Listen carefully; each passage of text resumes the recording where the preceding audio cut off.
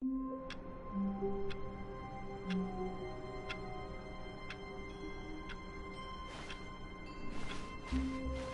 of his co-workers were gone. What could it mean? Stanley decided to go to the meeting room. Perhaps he had simply missed a memo.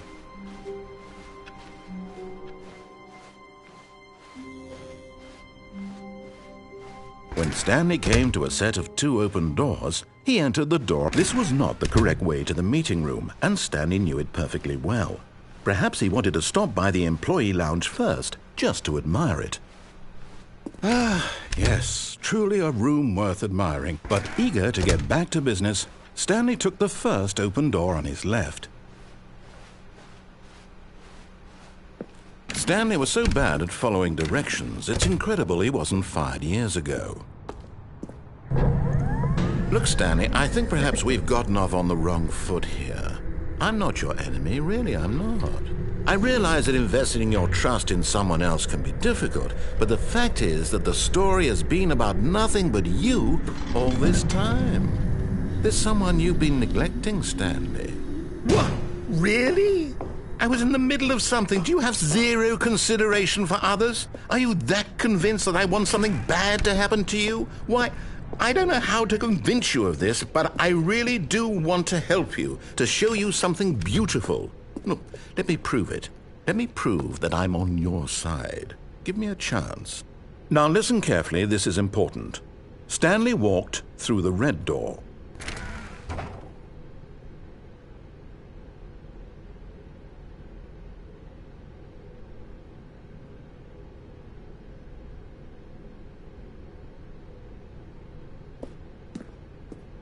Oh, thank God you are willing to listen to me.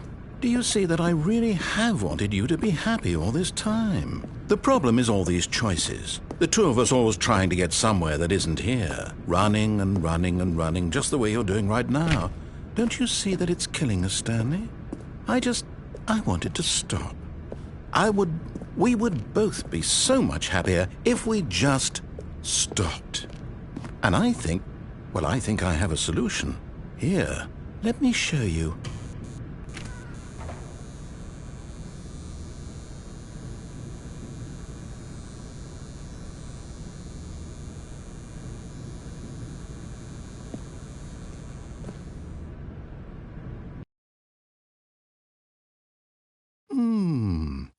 What do we want? What are we looking for?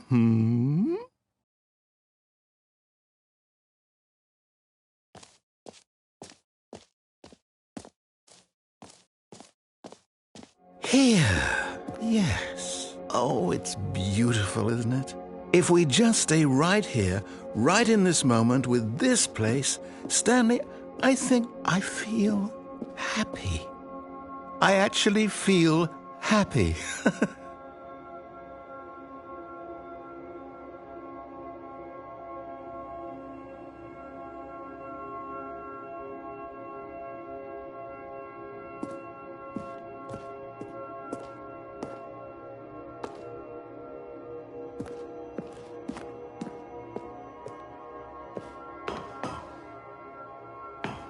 No, wait.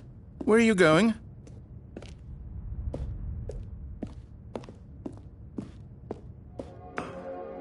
Right. Where were we?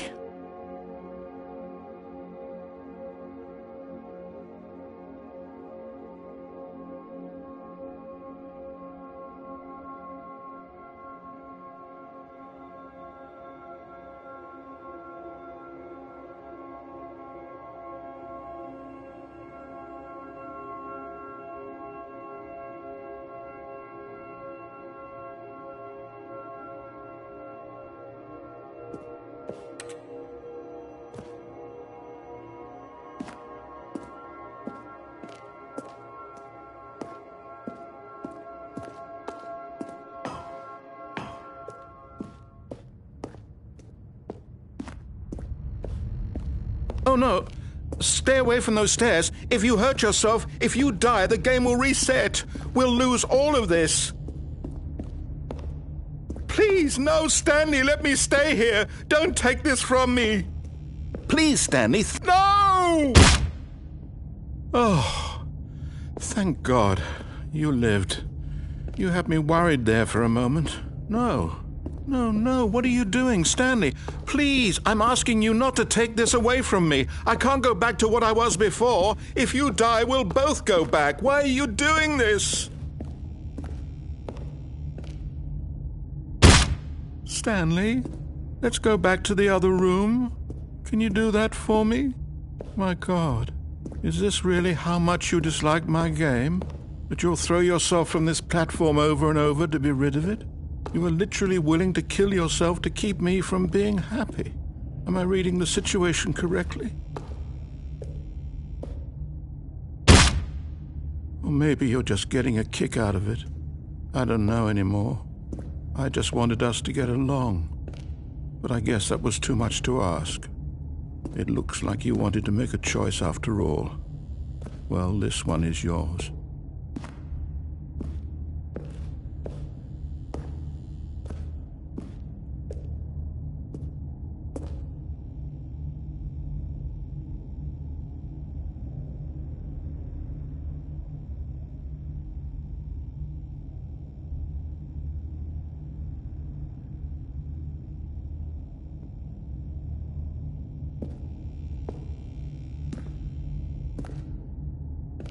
Is it over? It's going to restart, isn't it? I'm going back.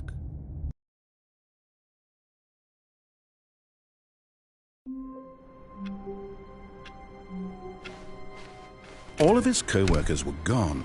What could it mean? Stanley decided to go to the meeting room. Perhaps he had simply missed a memo.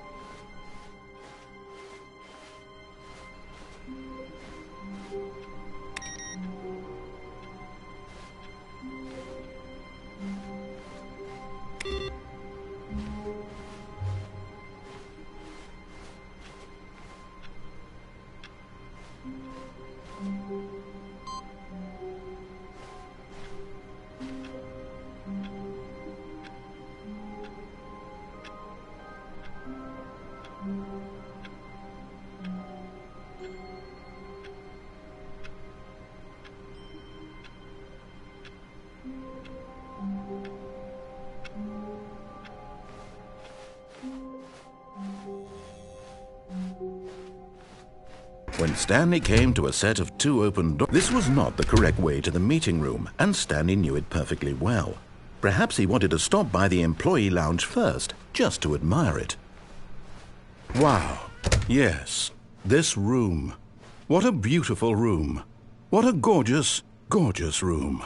Thank goodness Stanley had taken this detour on his way to the meeting room. But eager to get back to business, Stanley took the first open door on his left. And so he detoured through the maintenance section, walked straight ahead to the opposite door, and got back on track.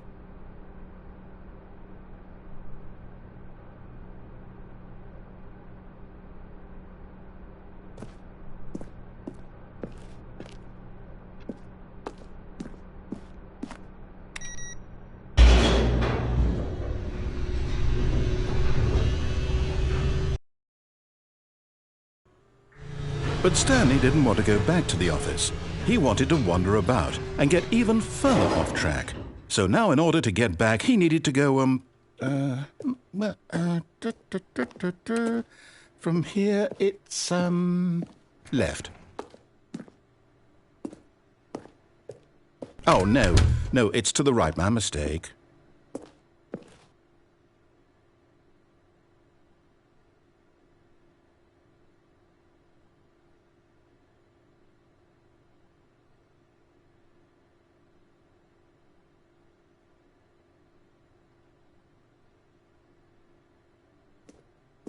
No, not the right.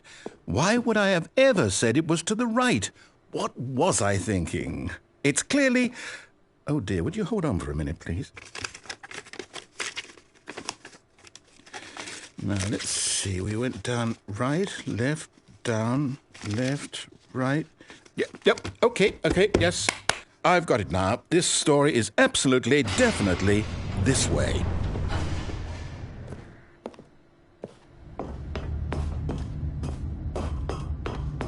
No, no, no, no, no, no, no, no, no. This isn't right at all. You're not supposed to be here yet. This is all a spoiler. Quick, Stanley, close your eyes. Okay. We just have to get back to, oh, who am I kidding? It's all rubbish now. The whole story completely unusable. How about, rather than waste my time trying to salvage this nonsense, we'll just restart the game from the beginning. And this time, suppose we don't wander so far off track, Okay, from the top.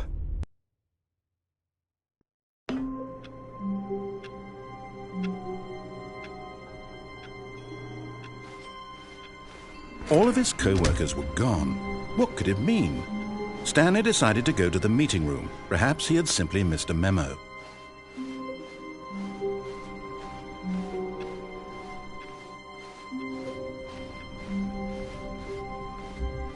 When Stanley... Wait, what? No, I restarted. I swear I definitely restarted the game over, completely fresh.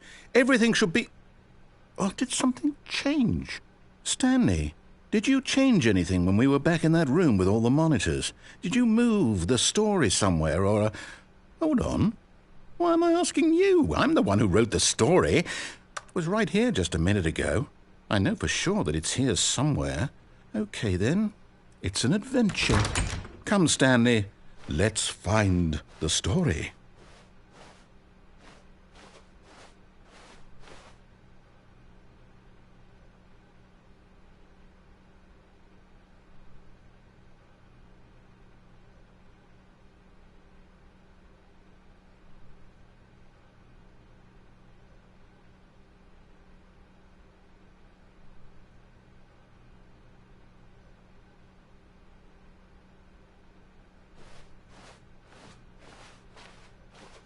I'll say it. This is the worst adventure I've ever been on. I can promise you there definitely was a story here before. Do we need to restart the game again? Well, I find it unlikely that we'll ever progress by starting over and over again, but it's got to be better than this. Okay, let's give it a shot. Why not?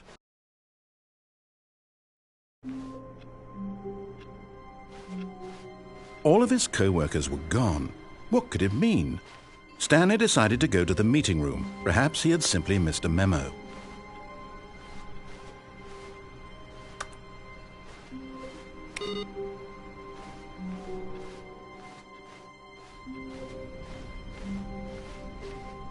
Okay, yep, it's worse. I might be remembering this wrong. It's possible the story is back where we just came from. Why don't we go back the other direction and see if we missed anything?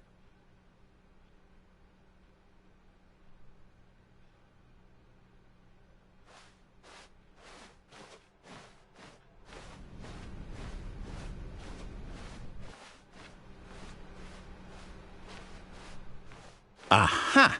I knew we'd miss something. The story. Here it comes. No, wait, never mind. Not the story. Okay, let's head back the other way and retrace our steps.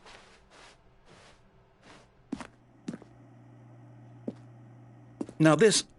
Well, I'll be honest, I don't recognize this place at all. Is this the story? I don't think so. I can't quite recall, but I believe my story took place in an office building. Is that correct? Do you remember, Stanley? Well, do you know what? Since I've completely forgotten what we were supposed to be doing, how about this? You win! Congratulations! I know you put in a lot of hard work, and it really paid off, so good job. Oh, no. No, I don't feel right about this at all. We both know you didn't put in any actual work for that win. Some people win fair and square, and this was not one of those situations. Okay, I'm getting weirded out by whatever this place is. I don't care what might happen this time, I have to restart. All right, I've got a solution. This time, to make sure we don't get lost, I've employed the help of the Stanley Parable Adventure Line. Just follow the line. How simple is that?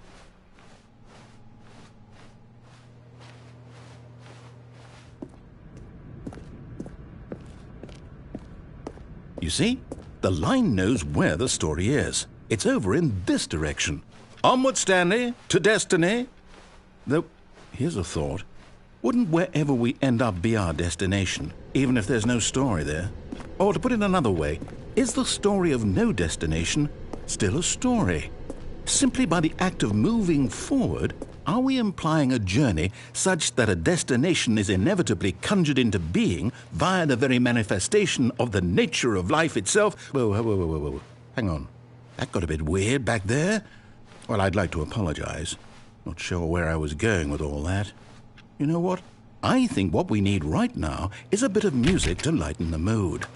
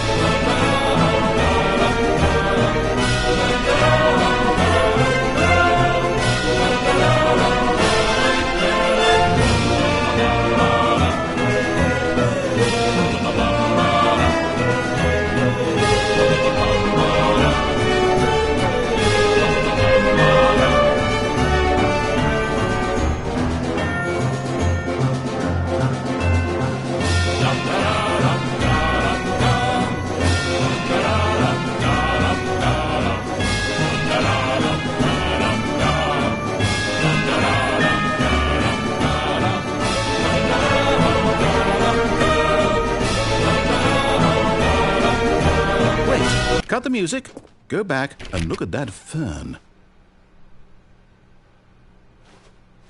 Stanley, this fern will be very important later in the story. Make sure you study it closely and remember it carefully. You won't want to miss anything.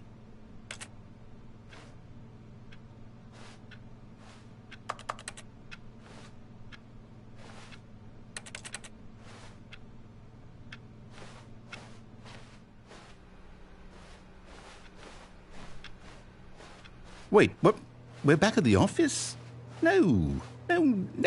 Line, you do know we're looking for the Stanley Parable, right? The story? Is any of this ringing a bell? Oh, no, not again. Line, how could you have done this to us? And after we trusted you, after everything we've been through, you... Oh, I can't take this anymore. To hell with it. Restart.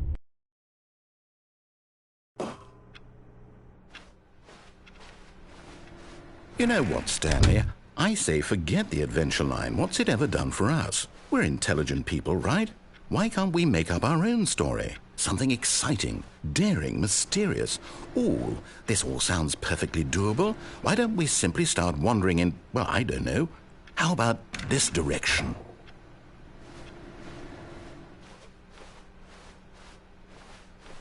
Now, yes, this is exciting. Just me and Stanley forging a new path, a new story. Well, it could be anything.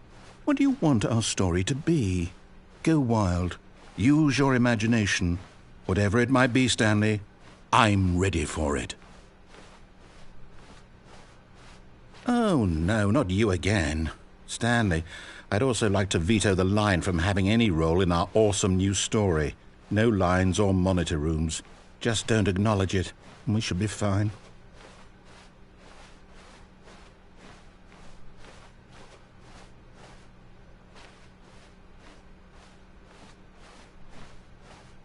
Ah, a choice. We get to make a decision. From here, the story is in our control. How important we mustn't squander the opportunity. In fact, I believe I need a minute to think here. Just walk in circles for a minute. Okay, so I know that each door has to lead somewhere. which means that somewhere at the place where we're trying to go, there must be a reverse door that leads here. And that in turn means that our destination corresponds with the counter-inverted reverse door's origin. So starting from the right, let us ask, will taking the right door lead us to where we're going? And since the answer is clearly yes, then by all accounts, the door on the right is the correct one. Another victory for logic. Come, Stanley, our destiny awaits. Oh, hold up, what's this? The confusion ending. You're telling me that's what this is? It's all one giant ending? And we're supposed to restart the game, what, eight times? That's really how all this goes? It's all determined? So now, according to the schedule, I restart again. Then what? Am I just supposed to forget? Well, what if I don't want to forget? My mind goes blank simply because it's written here on this thing, wall. Well, who consulted me? Why don't I get to decide? Why don't I get a say in all of this? Is it really? No, it can't be. I don't want it to be. I don't want the game to keep restarting. I don't want to forget what's going on. I don't want to be trapped like this. I won't restart the game. I won't do it. I won't do it. I won't do it. And the timer stopped? Does that mean, did we do it? Did we break the cycle? The, whatever it is that made this schedule? How would we even know? Will someone come for us? Will something happen? So, okay. I guess now we just wait, you know. I suppose in some way that this is a kind of story, wouldn't you agree? I'm not quite sure if we're in the destination or the journey, though they're always saying that life is about the journey and not the destination, so I hope that's where we are right now. We'll find out, won't we? Eventually. Well, in the meantime, if you...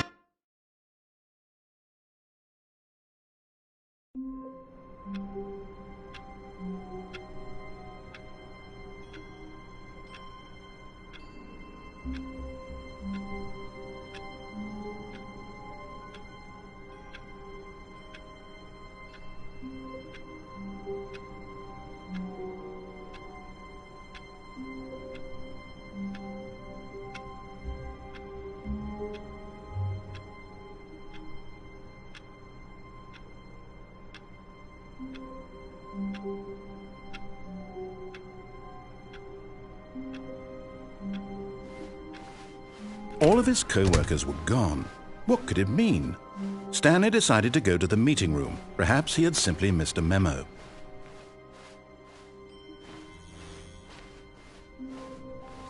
When Stanley came to a set of 2 open doors, he entered the door on his left. This was not the correct way to the meeting room, and Stanley knew it perfectly well. Perhaps he wanted to stop by the employee lounge first, just to admire it. The lounge was sublime, a work of art. But eager to get back to business, Stanley took the first open door on his left. Stanley was so bad at following directions, it's incredible he wasn't fired years ago. Look, Stanley, I think perhaps we've gotten off on the wrong foot here. I'm not your enemy, really, I'm not. I realize that investing your trust in someone else can be difficult, but the fact is that the story has been about nothing but you all this time. There's someone you've been neglecting, Stanley. What? Really? I was in the middle of something. Do you have zero consideration for others? Are you that convinced that I want something bad to happen to you? Why, I don't know how to convince you of this, but I really do want to help you, to show you something beautiful. Look, let me prove it. Let me prove that I'm on your side. Give me a chance. Now listen carefully, this is important. Stanley walked through the red door.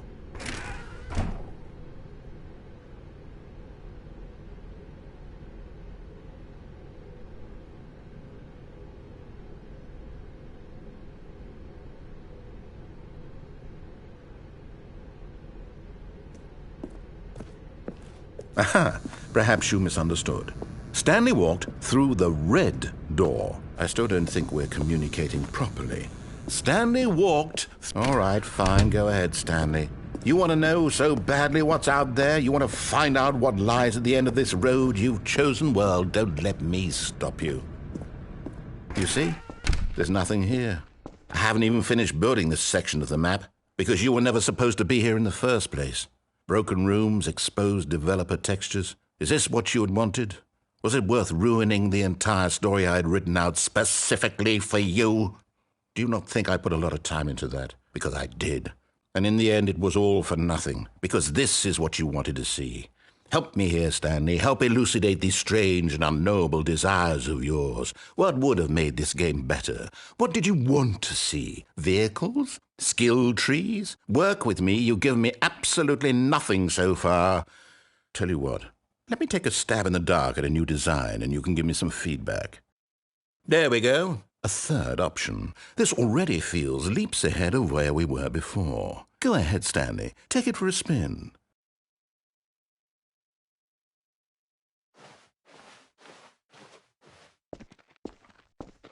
Okay, I'm going to stop you there. Now, tell me about your experience with this new version. Would you say that the game benefited from allowing you more choices? Feel free to be honest. I'm looking for some real critical feedback here. Aha! You see, I knew I was onto something. Where do these flashes of inspiration come from? How did I know the game needed a third door? Well, it's instinct mostly, a calling in your gut. I really couldn't say where the idea came from, except that I felt it in my soul. You can't teach that, Stanley. Don't even try. Here, based on the data from your previous playthrough, I've compiled a new version. And to be perfectly candid, I think I've knocked it out of the park with this one. Let's take a look.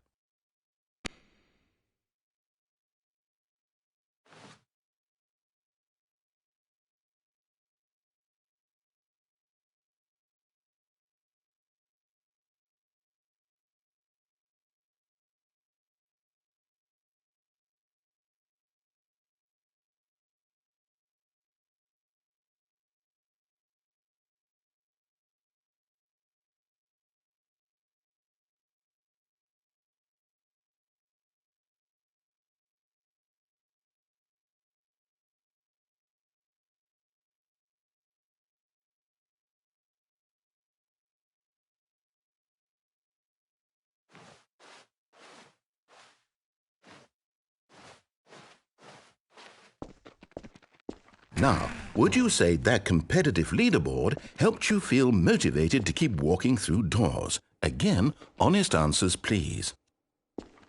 Hey, I nearly forgot. I've got a prototype of a new game I've been working on, and now would be a lovely opportunity to give it some playtesting. You wouldn't mind taking a look at it, would you? Perfect. Let me boot it up.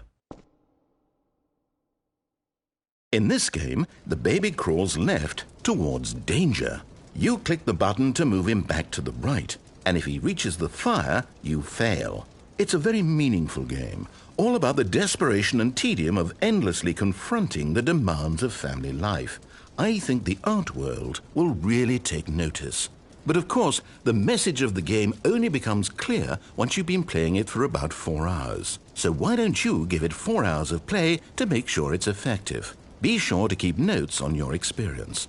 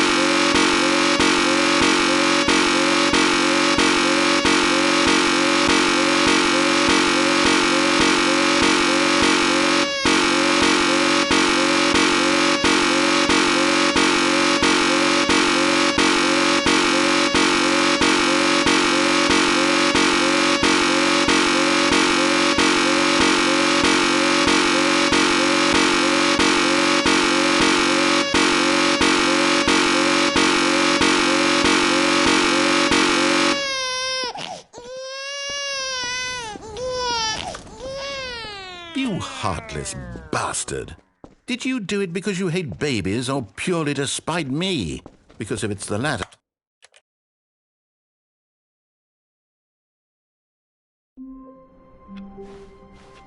All of his co-workers were gone.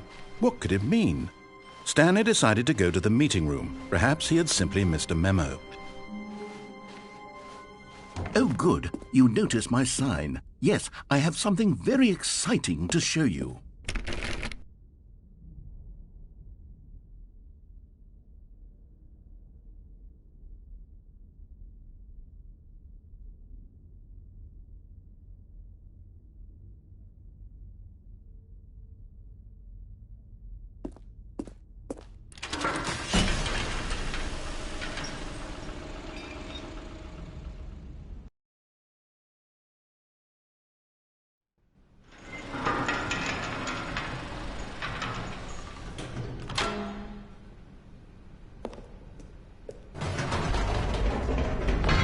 You see, Stanley, I've been reflecting on the Stanley parable and about how roundly disappointing this ultra deluxe version has turned out to be.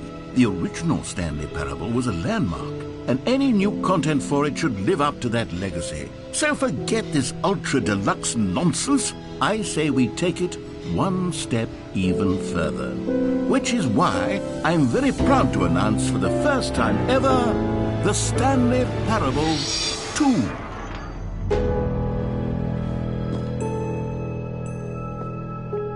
Yes, you see, isn't this far superior to a measly port with a few minor additions? Think of all the new territory we'll cover with a fully fledged sequel. An entirely new experience, built from the ground up. Why, there are so many possibilities. It could go in so many different directions.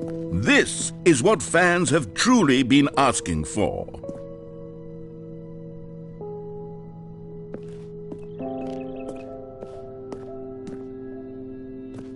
Calling it the Stanley Parable 2 is just so much catchier than Ultra Deluxe, don't you think? Ultra Deluxe? What does it even mean? But the Stanley Parable 2, now that's an artistic statement right there.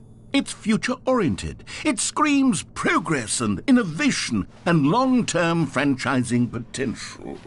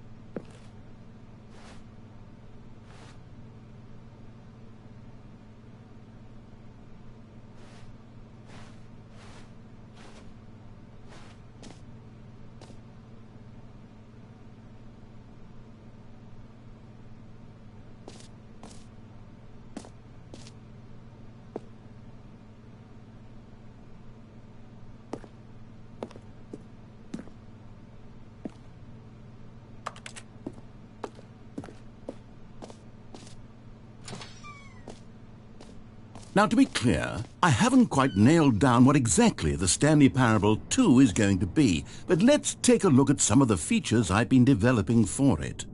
I figure that if I can loosely organize a handful of interesting concepts, that surely the game will sort of naturally spring up around them. It'll all work itself out. Game development is much more of a fuzzy magic than anything scientific or logical, really.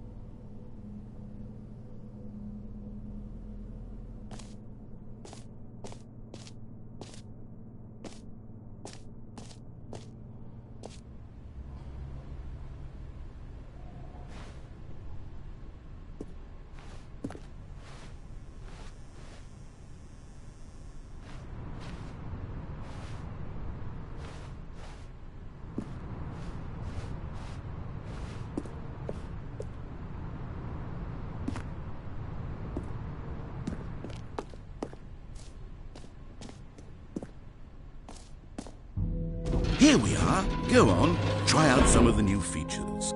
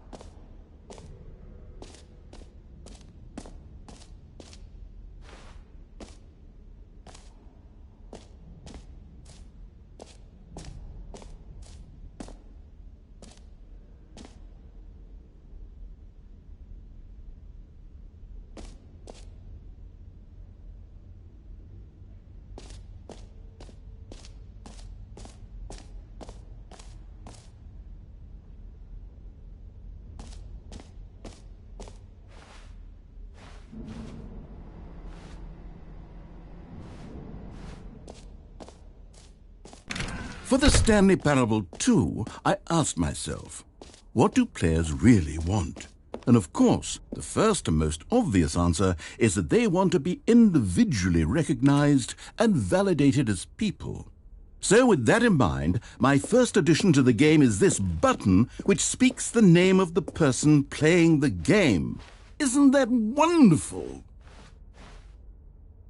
Jim. Sorry, I should have clarified. Right now, the button only says the name Jim. But of course, in the final game, this button will say your name, whatever name that is. Here, let's have you role-play as Jim to really simulate the full experience of this feature. Just play along. I promise you'll love it. Okay, here we go. Let's take a deep breath, clear your mind, forget whoever you are, and simply become a person named Jim. I want you to imagine yourself living as Jim. Sleeping and waking as Jim, falling in love and being heartbroken as Jim, seizing all of the world's possibilities as Jim, and as Jim watching your dreams crumble into dust. Do you feel it deeply? Are you really, truly Jim right now? If so, then please step forward and press the button. Jim. Yes! You see? What a thrill! What a rush! That was you! The button described you. Do it again. Do it again. Jim. Ooh, it hits even harder the second time. If this were the only new feature in the Stanley Parable 2, it would still be worth the money. Let's take a break from the Jim button. I'm too emotionally drained from all of this personal validation. Jim. Whoa there, cowboy. Sometimes a person can be too much Jim. Jim. I'm putting the Jim button away. Otherwise, soon you'll start to lose all sense of who you actually are. Jim. Jim.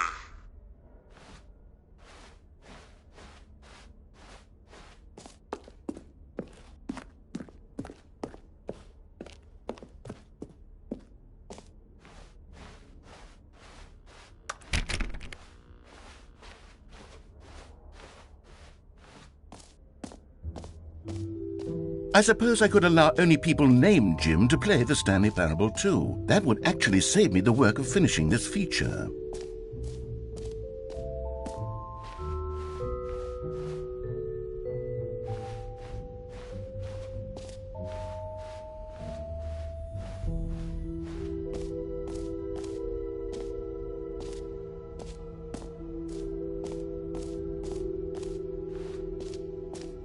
Okay, I'll be honest, I haven't yet decided on this one. I think that in the new version, the office could use a bit of decoration, like balloons. But I'm undecided on Get Well Someday and Happy 12th Birthday. Which would you go with? You know, sometimes when you solicit another person's opinion, it makes you realize that you knew which one you actually really wanted all along. Happy 12th birthday, step-niece, it is.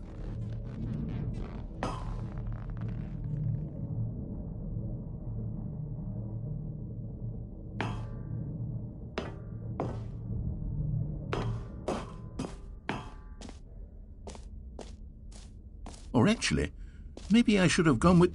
No, I've made my decision. We're moving on.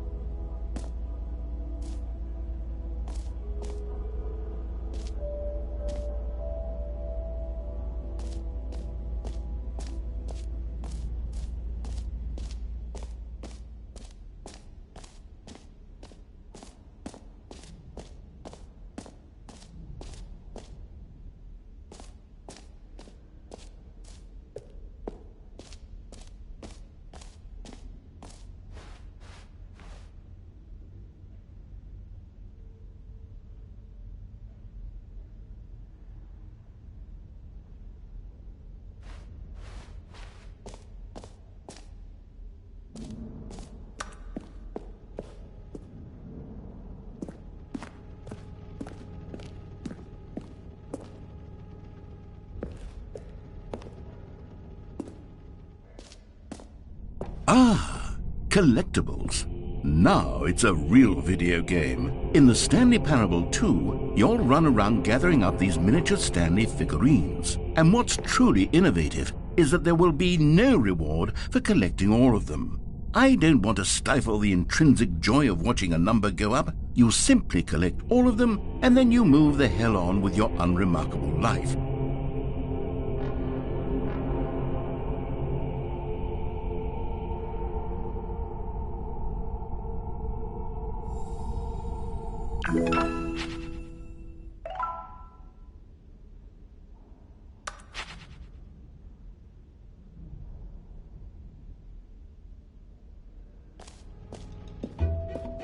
God, it really is the worst when you collect everything in a video game and then they give you a big fancy reward for it. Absolutely tragic.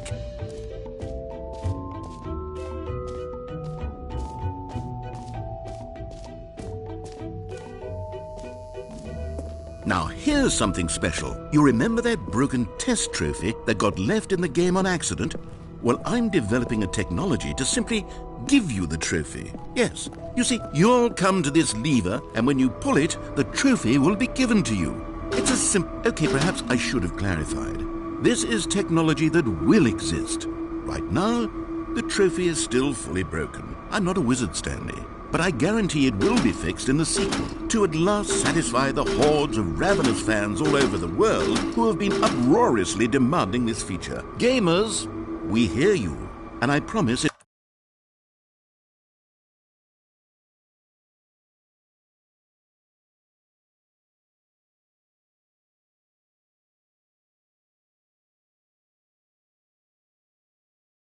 will happen.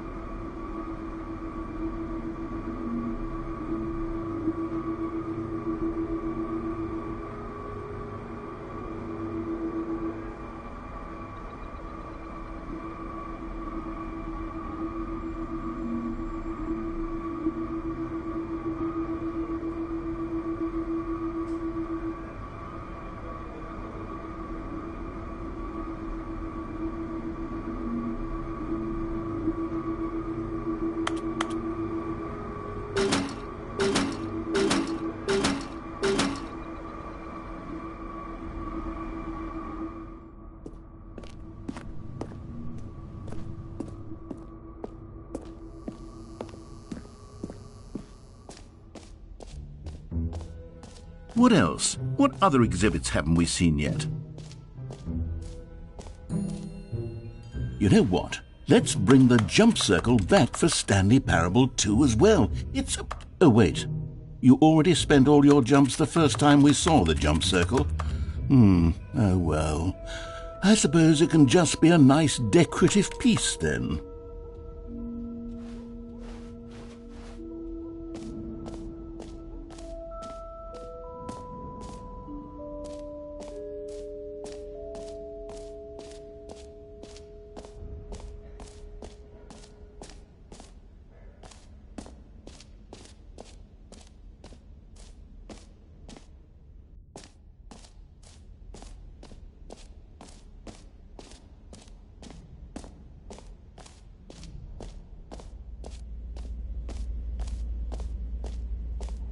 Stanley, here's an idea that I'm truly fond of. It's never been done before in a video game.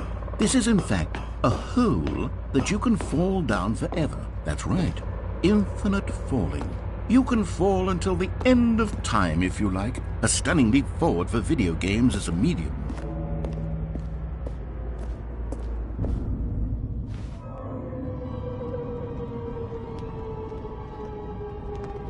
You see, isn't it wonderful? One of my more ingenious concoctions, if I do say so. Now then, since you've gotten to see the infinite hole, you can press the teleport button to pop back up to the top, and we can continue onward. Now, I don't mean to be a bummer, but I do recommend you use the teleport button to go back to the top. Maybe do it on the sooner rather than later spectrum of things.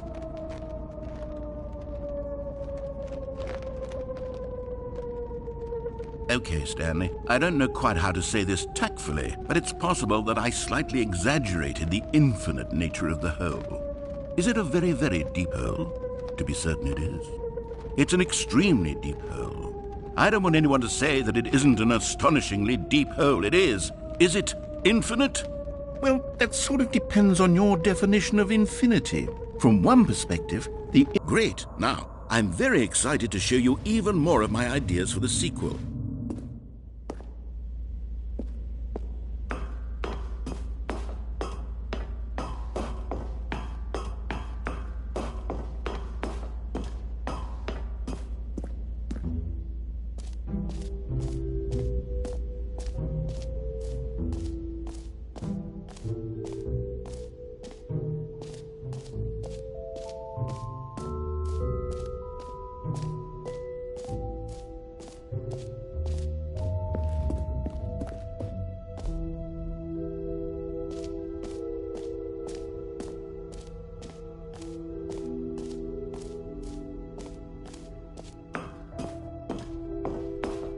An epilogue would be fun, wouldn't it, Stanley? Yes, it would go at the end of the, well, we'll figure that out later.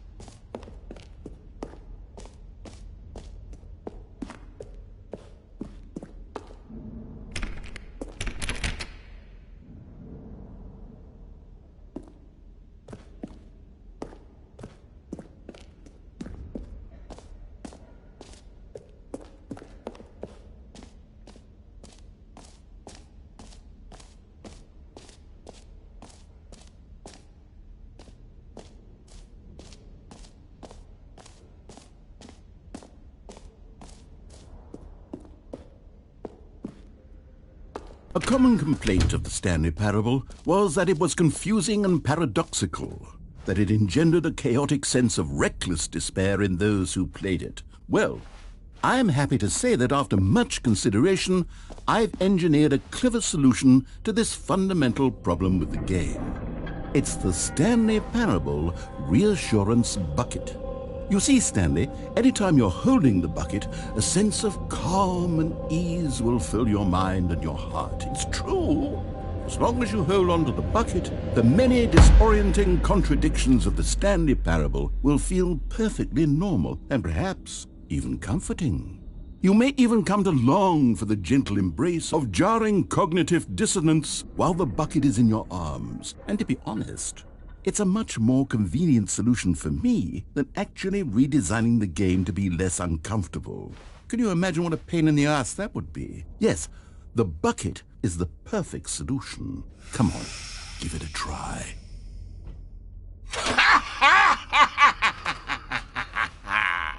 Can you feel it? The glow of comfort, even in the face of crushing despair, must already be sweeping through your body. And in fact, can I say that I do believe the bucket lends you an air of charisma as well? I think that just holding it has made you the slightest bit more attractive as a person. The benefits of the bucket seem to go on, don't they? All this and more await you in the Stanley Parable 2.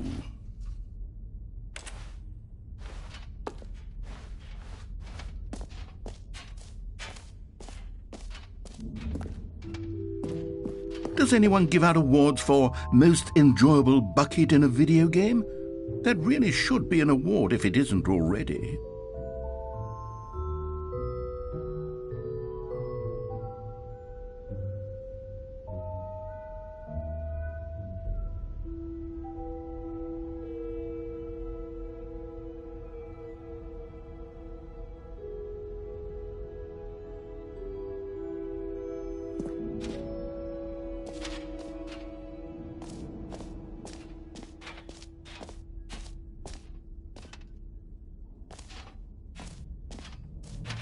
Come now, you've already made your choice. It's true that you chose badly, but we all have to move on from our mistakes.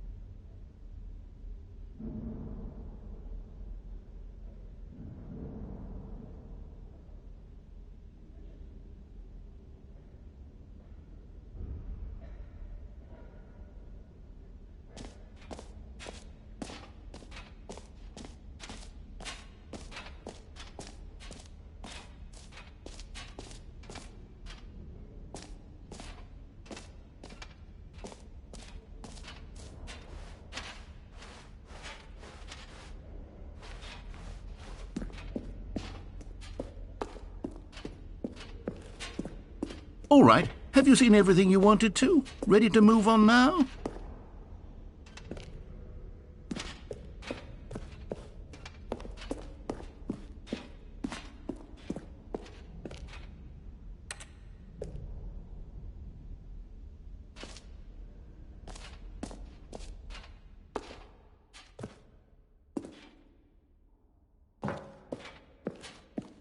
So, Stanley, what do you think? Do you like all of the new features? Yes, I know it's not exactly clear yet how exactly these features will come together as one single coherent video game, but I can feel it in my soul. It's going to work. There's definitely a good game in there somewhere. Say, let's do an experiment. I'll arrange these new features together, and we'll see whether or not it coheres into a meaningful gameplay experience. Okay. Are you ready? Here it is. I give you the Stanley Parable 2.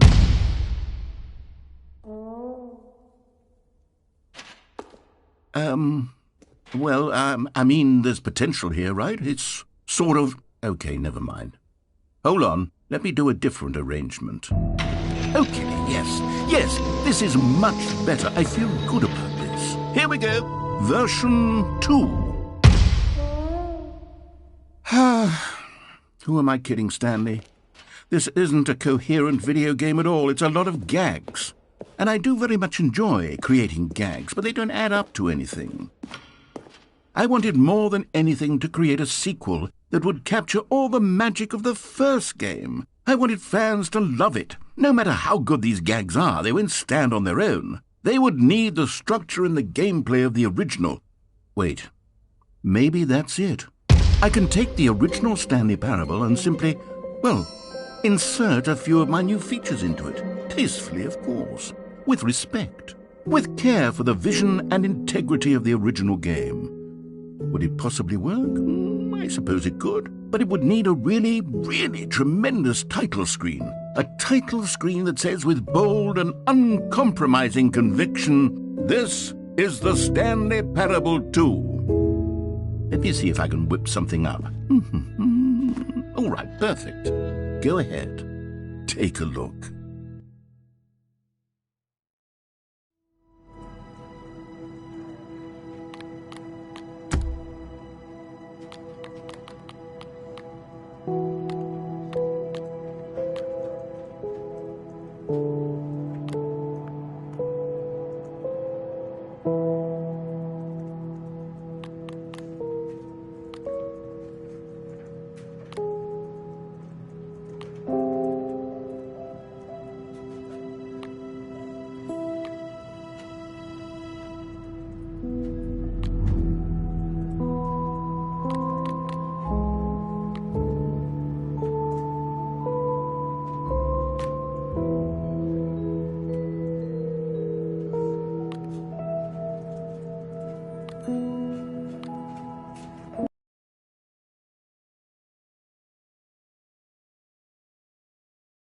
This is the story of a man named Stanley. Stanley worked for a company in a big building where he was employee number 427. Employee number 427's job was simple. He sat at his desk in room 427 and he pushed buttons on a keyboard. Orders came to him through a monitor on his desk, telling him what buttons to push, how long to push them, and in what order. This is what employee 427 did every day of every month of every year. And although others might have considered it soul-rending, Stanley relished every moment that the orders came in, as though he had been made exactly for this job. And Stanley was happy. And then one day, something very peculiar happened. Something that would forever change Stanley. Something he would never quite forget. He had been at his desk for nearly an hour when he realized that not one single order had arrived on the monitor for him to follow.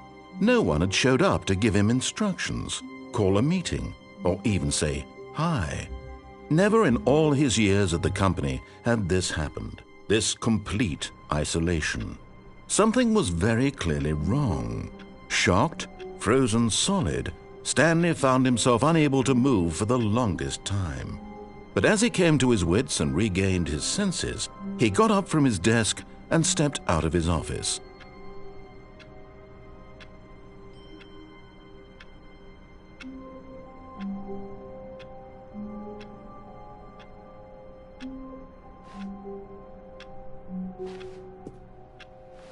All of his co-workers were gone. What could it mean? Stanley decided to go to the meeting room. Perhaps he had simply missed a memo. Oh, please. Are you really just doing this for the trophy? Click a door 5 times? Is that all you think a trophy is worth? No. I can't just give these merits away for such little effort. A measly 5 clicks. Stanley picked up the bucket.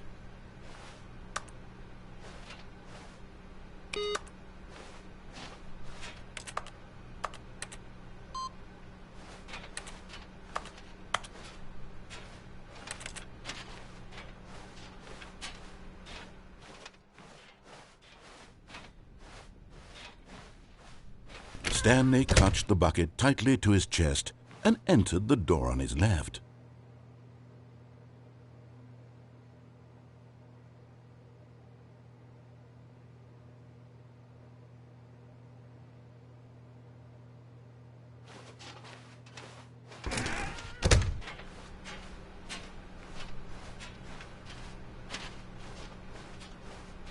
still no one was here. Stanley needed the bucket's warmth and comfort now more than ever. Perhaps his boss's office was where he'd find answers. Coming to a staircase, Stanley and the bucket walked upstairs to the boss's office.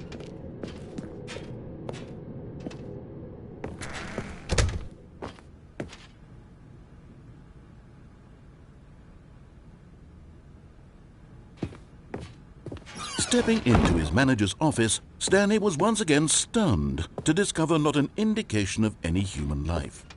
Crushed by the weight of this revelation, Stanley may have broken down into an emotional dumpster fire if not for the soothing presence of the bucket.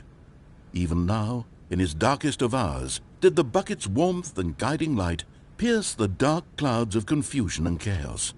It would be with him always. The bucket would, and he knew it. The two of them were inseparable. At this point, Stanley was so absorbed in the tender spiritual connection he shared with the bucket that he didn't notice the keypad behind the boss's desk. Nor in his bliss of simply being near the bucket did he have any notion that the PIN number for the keypad was 2845. But Stanley guessed the correct code by sheer luck. Was it that the bucket knew all along? Was the bucket guiding him? Yes. This is certainly the most logical explanation.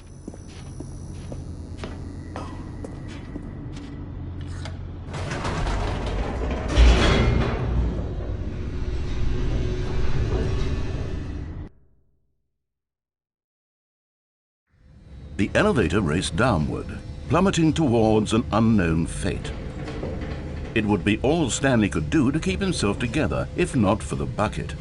Soothing him, comforting him, reassuring that in this darkest moment of uncertainty, he would be all right. The bucket is here for you, Stanley. Everything will be fine.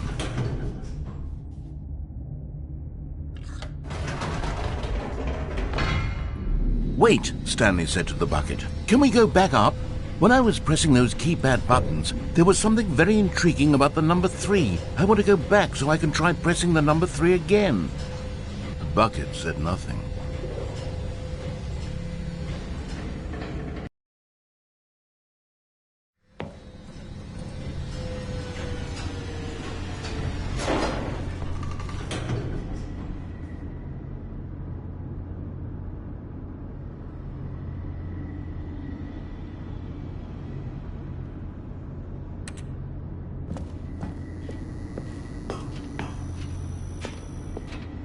Here we are, said Stanley. Now I'm going to try out that number 3 button.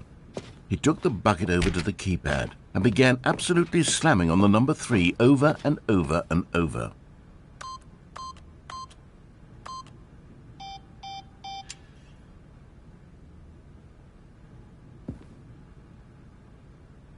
Wow, he said. The number 3 is such a special button. I'm having the time of my life. Stanley looked expectantly at the bucket, but the bucket remained silent. This was a shock to Stanley, who had always felt such a connection with the bucket. How was this not as exciting to the bucket as it was to him? Once Stanley had had enough of the number 3, he got back in the elevator.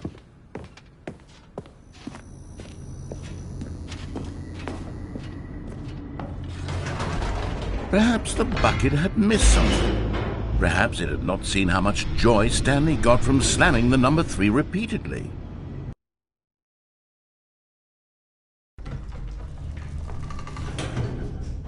A hint of regret nagged in the back of Stanley's mind. Should he demonstrate the number 3 for the bucket again? No, said Stanley to the bucket. You can't go on yet, not till you understand how much the number 3 means to me. You and I have been through so much together, and I just want you to see what I see. Feel the happiness I feel. He smiled at the bucket, and the bucket said nothing.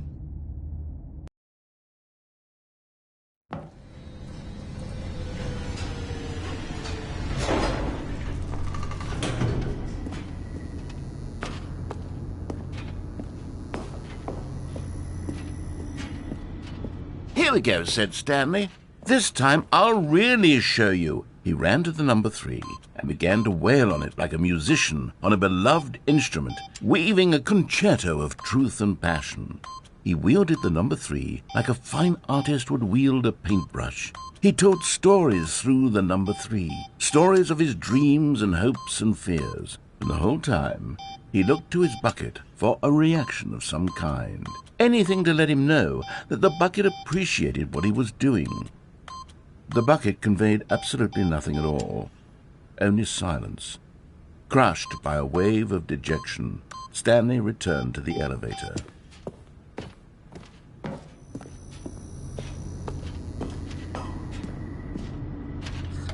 Stanley and the bucket were so close. They'd always been there for one another. Why suddenly could the bucket not connect with this passion of Stanley's? The question caused Stanley to ruminate the whole way down the elevator. He knew that there must be a way to get through to the bucket, to communicate fully with his dear friend. Surely there was a solution, mustn't there be?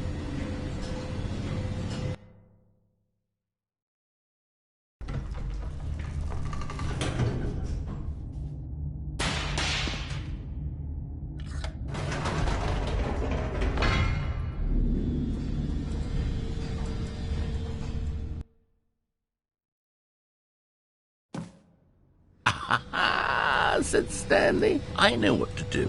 I know how to fully express this feeling in my heart. He decided right then and there that he would hold a press conference where he would speak to the public on all matters relating to pressing the number 3 over and over. He would elaborate fully on what the number 3 meant to him and why he felt so alive when pressing it. Then the bucket would be able to see his joy through the eyes of others. It would get to see the world react to this discovery of Stanley's. And it would be through the public eye that the bucket would finally understand Stanley's work. For months he advertised and marketed his press conference, building excitement around it, developing and rehearsing it, until it couldn't be refined a single measure further. When the big day arrived, Stanley was as prepared as he'd ever been for anything in his life.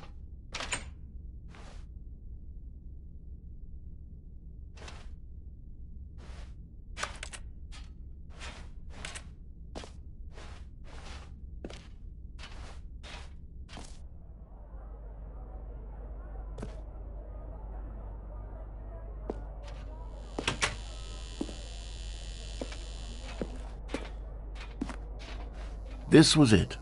One last chance to win the bucket over. One opportunity to share a true connection with a loved one.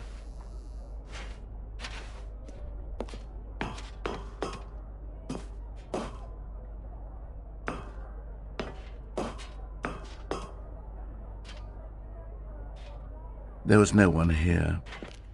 Nobody had come to the press conference to hear Stanley speak, to listen to him talk about what it really means to press the number 3 on a keypad over and over. He was unloved, uninteresting, he was a failure, and in that moment Stanley knew that the bucket would never again take him seriously. There would be no connection, no deeper understanding. The bucket merely sat there in his arms, indifferent. And so it began that slowly, over many years, the two of them grew more and more distant. They spoke less and less, neither wishing to state the obvious, that any sense of real respect between them had eroded since that day at the press conference. There would be no more games, no more long conversations about passion and pursuit, only a silence that consumed the space between friends. And Stanley, having for once in his life discovered the warmth and comfort of true companionship, was cast back into the unremarkable normalcy of loneliness.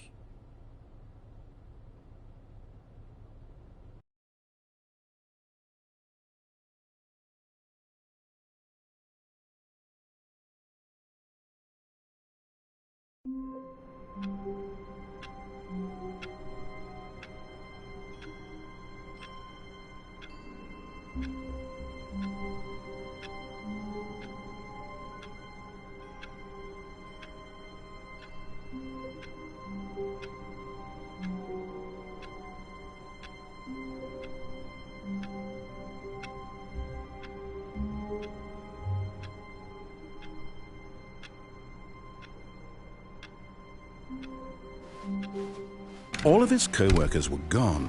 What could it mean? Stanley decided to go to the meeting room. Perhaps he had simply missed a memo.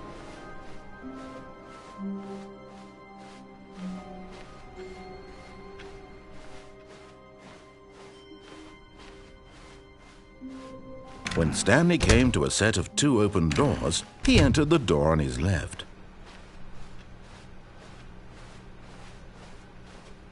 Yet there was not a single person here either. Feeling a wave of disbelief, Stanley decided to go up to his boss's office, hoping he might find an answer there. Coming to a staircase, Stanley walked upstairs to his boss's office.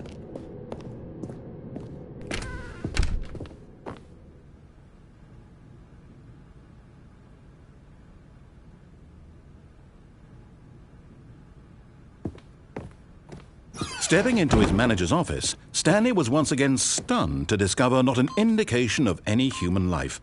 Shocked, unraveled, Stanley was in such a rush to get through the story as quickly as possible, he didn't even have a single minute to just let the narrator talk.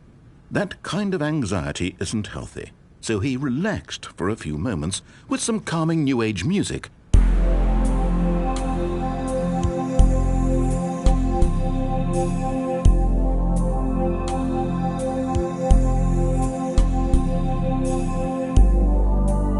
Feeling soothed and rejuvenated, Stanley calmly walked forward into the opened passageway.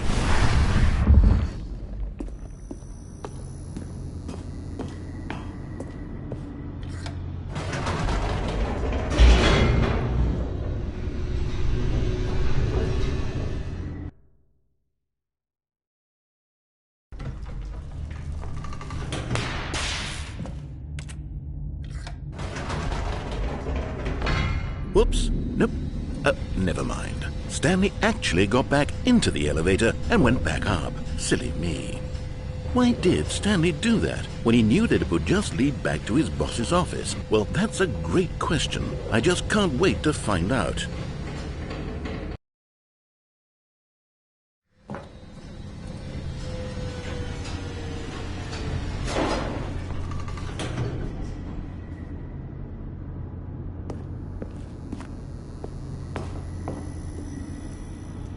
Here we are, Stanley. It's your boss's office. Exactly the way it was before you got onto the elevator. It's still just exactly what it is. What a decision you've made to come up here and look at the office again. This has fleshed out the plot of the story in new and fascinating ways I could have never anticipated. It's that keen eye for storytelling that you have, an incisive rapid fire of critical plot points, one after the other, weaving a rich tapestry of uncompromising narrative. Wow! I'm bolted to the edge of my seat. Incredible. Now he's getting back into the elevator and going down again. Ladies and gentlemen, how does he keep coming up with all of this?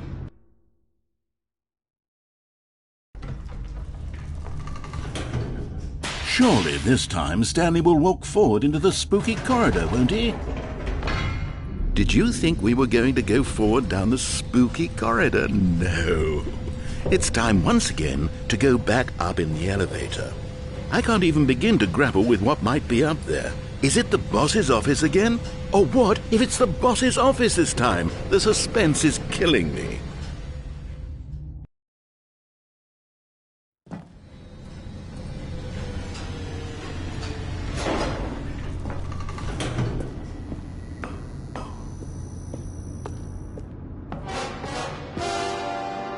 Oh my God, it's the boss's office. This absolutely changes everything for me. Give me a time out here for a minute while I process this.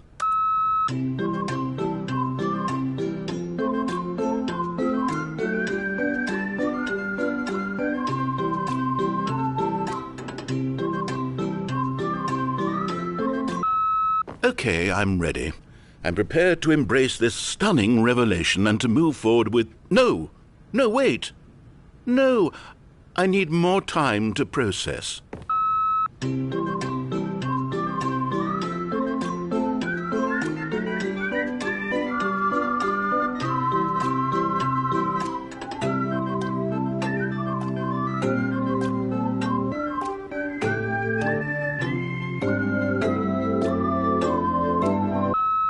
All right.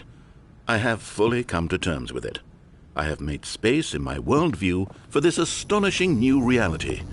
As before, I turn to your expert eye for gripping... Of course, going back down in the elevator. How did I not anticipate it? I mean, sure, now it's obvious, but you have to understand that 30 seconds ago, this kind of thing had never been attempted before. I had no frame of reference to even anticipate it. That's just how revelatory Stanley's decision-making is, a breath of fresh air in a landscape of storytelling that has grown stale and repetitive.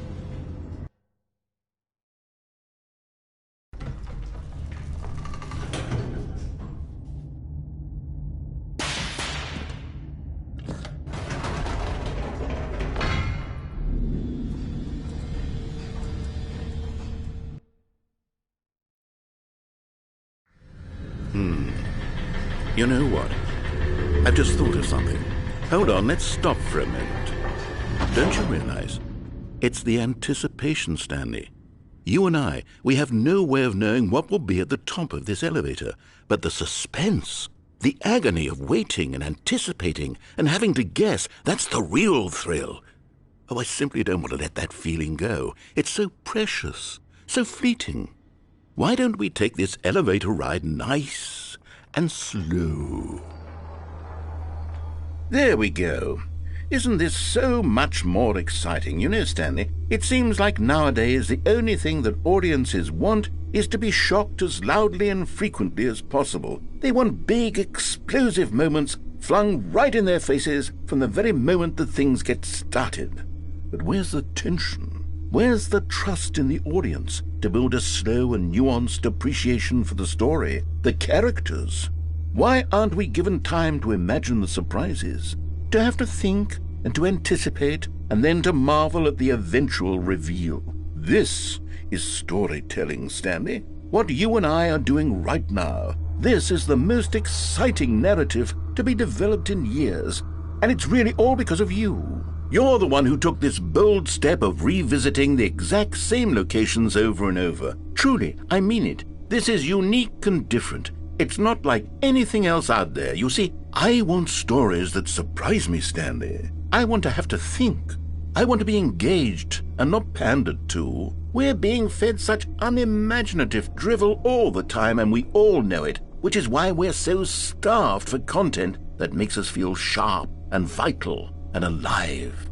That's why people like you so much, Stanley, because you're not afraid to spit in the face of tradition. You're a role model, you know? People look up to you. Which is why, oh, I didn't know when to spring this on you, but, well, I've gathered a little press conference for you, so that you can talk about your work and your storytelling and your life. Yes, I know you're not much for the public eye, but I thought it would especially mean a lot to the people who have been following you from the beginning. They really look up to you, Stanley. I don't know if you realize the impact you have on them. This is the kind of gesture that might leave a tremendous impact on them for the better. Oh, good, we're here.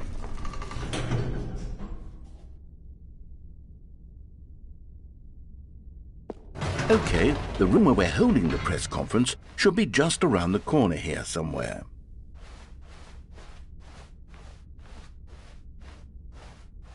Ah, yes, here it is, just through this door. All right, are you ready? I've told them you're going to speak a little bit about the nature of surprise in storytelling and what it means to craft a truly unpredictable narrative. Oh, don't worry, you'll do great. Just be yourself and speak from the heart. I'm really proud of you, Stanley. Okay, it looks like they're ready for you. Go get 'em.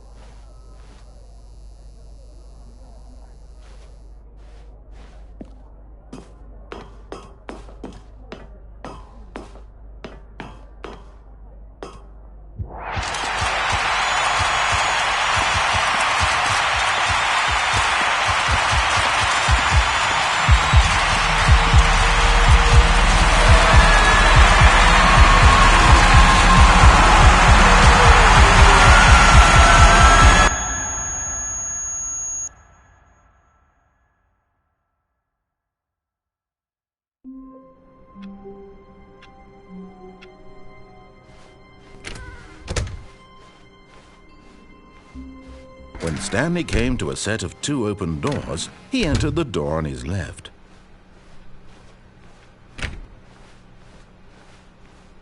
Yet there was not a single person here either. Feeling a wave of disbelief, Stanley decided to go up to his boss's office. Hoping he might coming to a staircase, Stanley walked upstairs to his boss's office.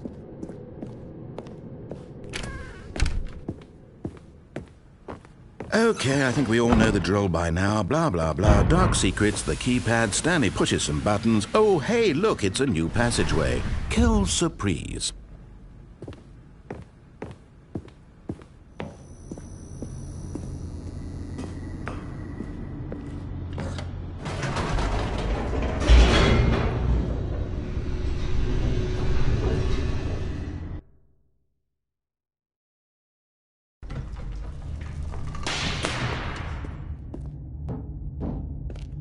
Stanley walked straight ahead through the large door that read Mind Control Facility.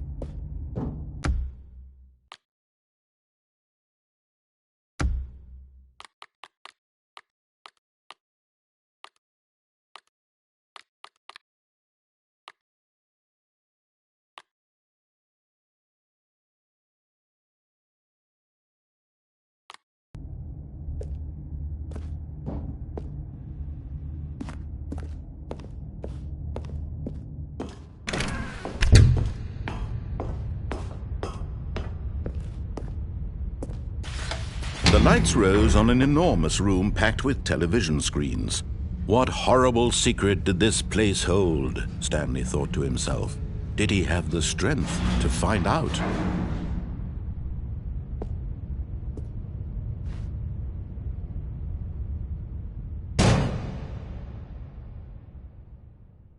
Aha! You've made it to the bottom of the mind control facility. Welcome! You see, back when the Stanley Parable first launched in 2013, getting to the bottom of the mind control facility was a bug that we simply didn't catch during development. And you all sent us lots of photos of it on Twitter and acted very superior about it. And you're all very, very clever. Good for you. Anyway, when it came time to update the game, we knew that we had to do something about this little goof of ours. So here you go.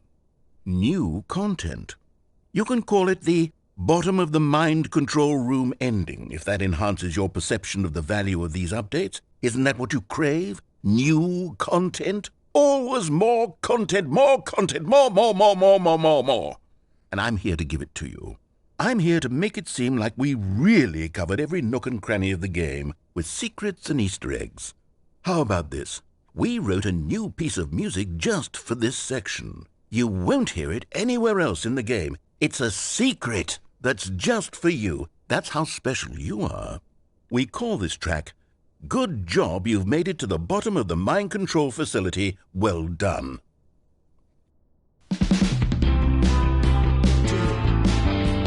Good job, you did it. Good job. 3, 2, 1.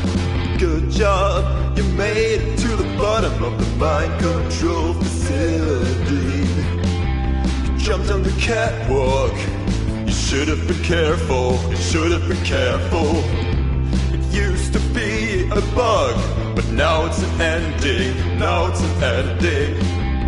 I believe in you. I believe in your ability to cross this barrier and chase your dreams. Railings don't mean anything. Good job, you did it. Good job, you did it. Good job, you did it. Good job, you did it. Good job, you did it. Good job, you did it. Good job, you did it. Good job, you did it. Good job, you did it. Good job, you did it.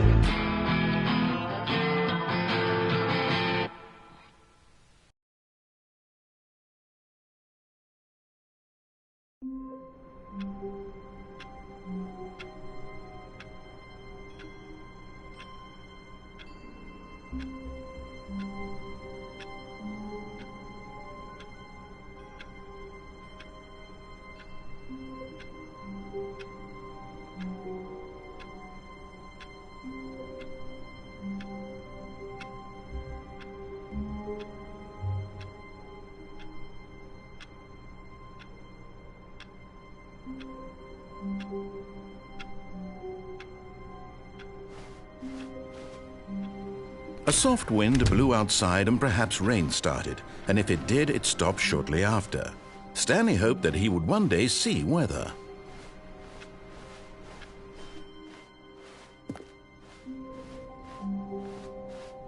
When Stanley came to a set of 2 open doors, he entered the door on his left. This was not the correct way to the meeting room, and Stanley knew it perfectly well. Perhaps he wanted to stop by the employee lounge first, just to admire it. Standing now in this incredible room, but eager to get back to business, Stanley took the first open door on his left.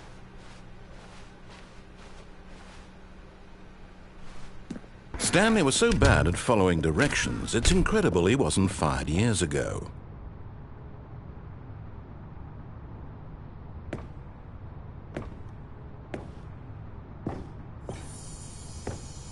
You found one of them. One of the miniature Stanley figurines. Remember, no reward for collecting all of these, only the intrinsic pleasure of a job well done. You can't buy that sort of happiness, Stanley. God knows I've tried. So, I implore you to savor each and every moment you come across one of these beautiful figurines.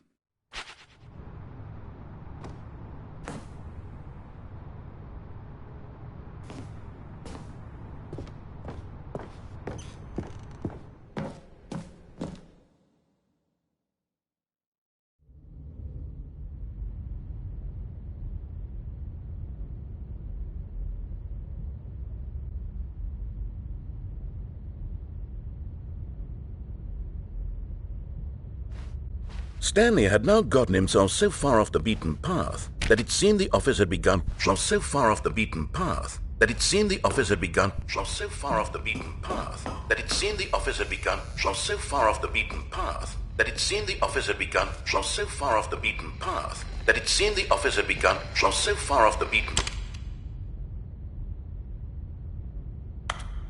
You didn't think I was actually just a recording, did you? What a silly and trite explanation that would be. All the back and forth between you and me, all the absurd adventures we've been through, and it all turns out I'm just a tape recording? It was all just in Stanley's head. I bet that's the kind of twist you think is revelatory. I bet each and every time you watch a movie where it turns out all to be in the main character's imagination, you must absolutely bolt off the couch in pure shock at the phenomenal and intricate storytelling. It must be so simple to be you. Life being an unending waterfall of surprises and delights. How much more exciting you must find the world than the rest of us do. Now I've become sad. Look what you've done to me. This is all your fault.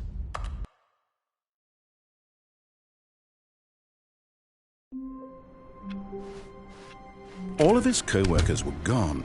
What could it mean? Stanley decided to go to the meeting room. Perhaps he had simply missed a memo.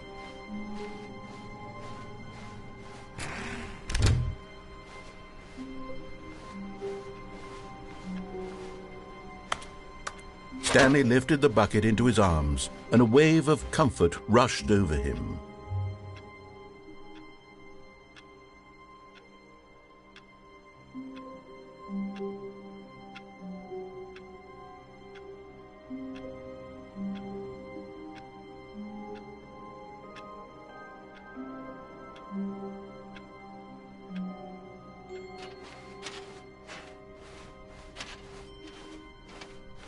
Stanley clutched the bucket tightly to his... This was not the correct way to the meeting room, but Stanley had felt the bucket calling to him, telling him that the employee lounge was simply the place to be. And here it was. Had the bucket turned out to be correct? Was this better than the meeting room? Yes, Stanley thought to himself. Yes, perhaps it truly was. How insightful the bucket turned out to be.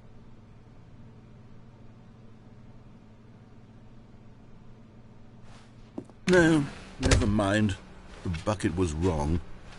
Stanley took the door on his left to go back to the meeting room. No, said the bucket. Don't go to the meeting room. Go somewhere else. The cargo lift, yes. Go there. Go to the cargo lift. Good, said the bucket. Now ride the lift all the way to the top. There's something up there I need you to do.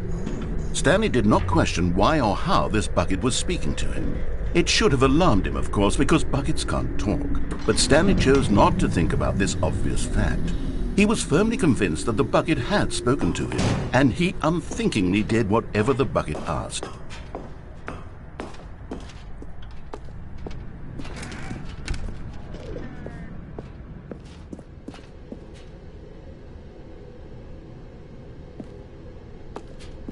No, stop. Look there on the wall. You see, there's a sign right there. It says, "No buckets past this point." Stanley, how could you think it was okay to bring the bucket here? Unless, what if the problem is that you actually don't know what is a bucket and what isn't a bucket? I suppose that would explain a lot about your behavior up to this point. Which, if that's true, well, my goodness, I think we have to do something about it. This misunderstanding could have dire consequences on the entire rest of the game if not addressed quickly and properly. So much of the impact of the story is dependent on your understanding of what is and isn't a bucket. Please, step in here for a moment.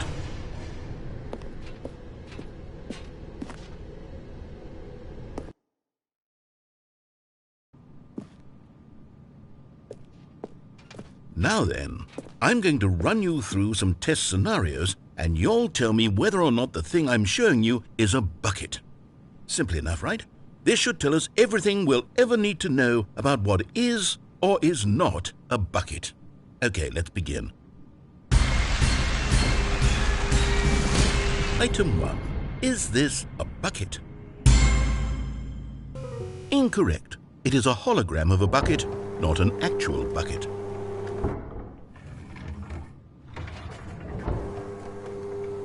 Item 2. Is this a bucket? Incorrect. It is a 3D printed recreation of a bucket, not an actual bucket.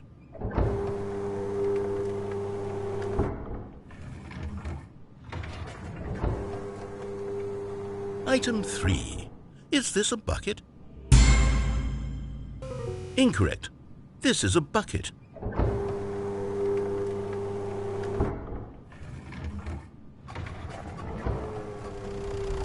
Item 4. Is this a bucket? Correct. This is a tractor and not a bucket. To be honest, I just sort of put this one in here as a gimme, but I was starting to get concerned that even this might be too much for you. Thank you for not making me look like an idiot. Okay, next one.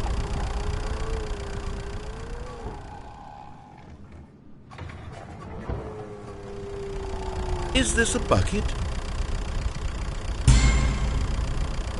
Incorrect. This is a bucket.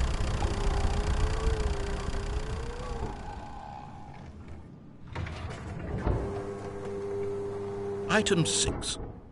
Is this a bucket? Trick question. Both. Gotcha.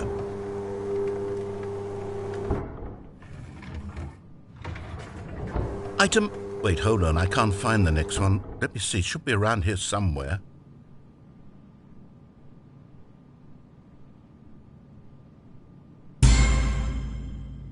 Okay, you and I both know there isn't anything here. And I don't appreciate the implication that nothing is a bucket when we both clearly know that a bucket is something, and therefore nothing could possibly be something. Unless, in your twisted mind, have you somehow convinced yourself that a bucket is nothing? Answer me straight, Stanley. Do you believe that nothing is a bucket?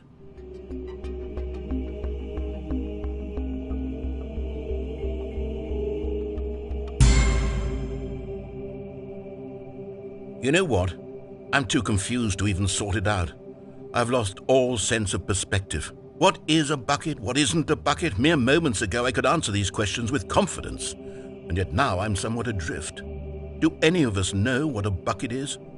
Am I a bucket? Stanley, I can't keep doing this. I'm losing myself, and myself was all I ever had to begin with. I'm afraid the bucket is threatening to tear our relationship apart. I can't have that. I'm sorry.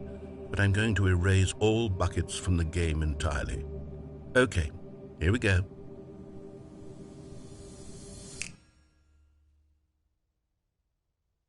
What happened? Is everything gone? Why did everything disappear? Wait, was everything a bucket?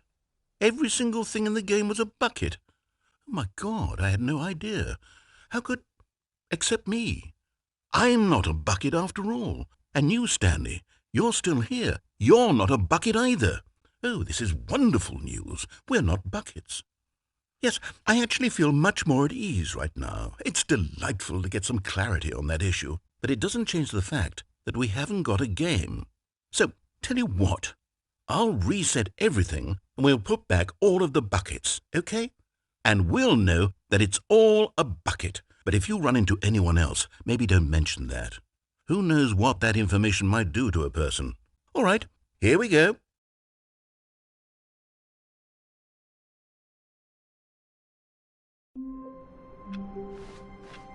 All of his co-workers were...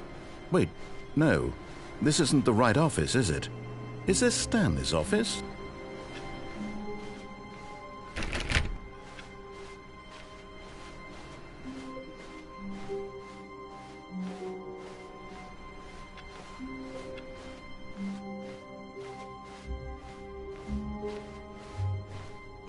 When Stanley came to a set of 2 open doors, he entered the door on his left.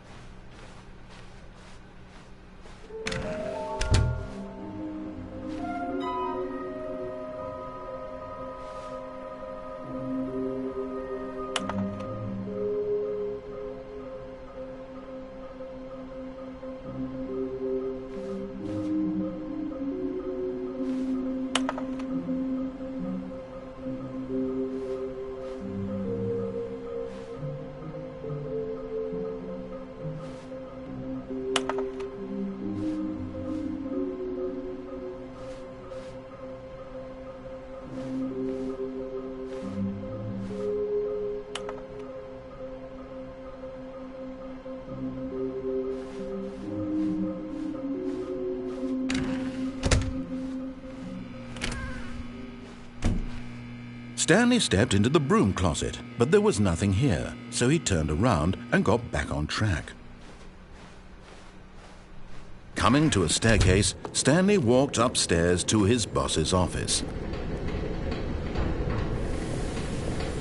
Another miniature Stanley figurine. This, there really must be a snappier name for these things. What about mini-stands? Stanley figs? Or what about Stanlerines? Yes, I think I like that. Another Stanlerine under your belt.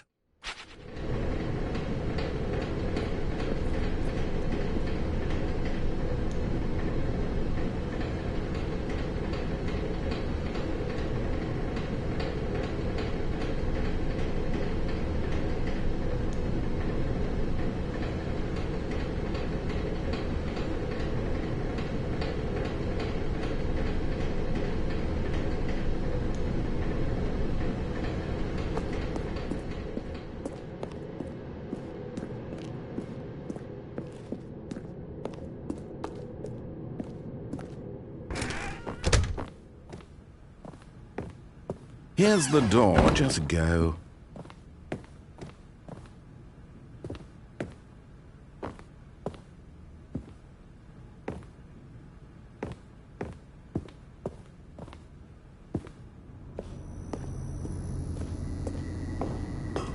Okay, I'm going back to the name of these little Stanley figurines, and now I'm torn between Stanlerines and Figlies. What do you think, Stanley?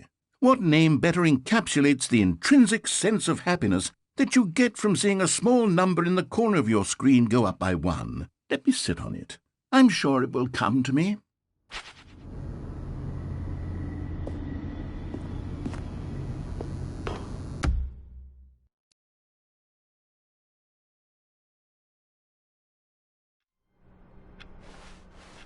All of his co-workers were gone. What could it mean? Stanley decided to go to the meeting room. Perhaps he had simply missed a memo.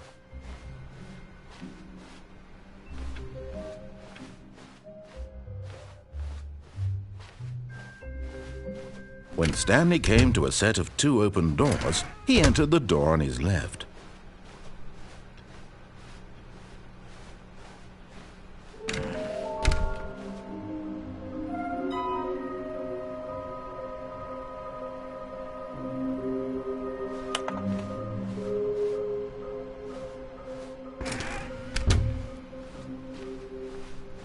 Coming to a staircase, Stanley walked upstairs to his boss's office.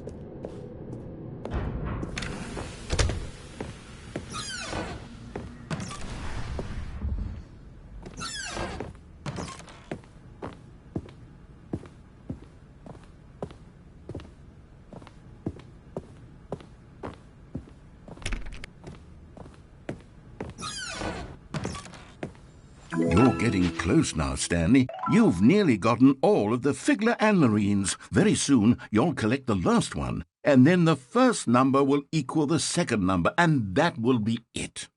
We'll be different people by then. Different in the sense that we used to have none of them, and now we have them all. You can't go back to when you had no Figler and Marines. None of us can.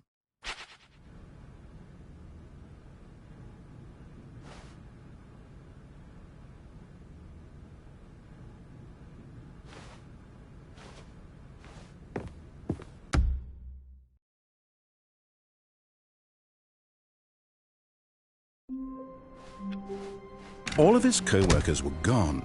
What could it mean? Stanley decided to go to the meeting room. Perhaps he had simply missed a memo.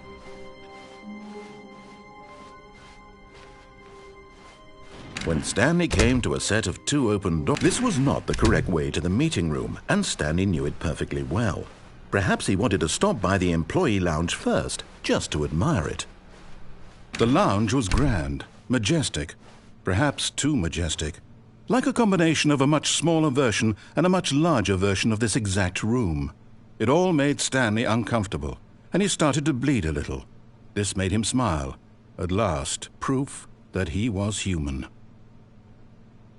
But eager to get back to business, Stanley took the first open door on his left. Stanley was so bad at following directions, it's incredible he wasn't fired years ago. Look, Stanley, I think perhaps we've gotten off on the wrong foot here.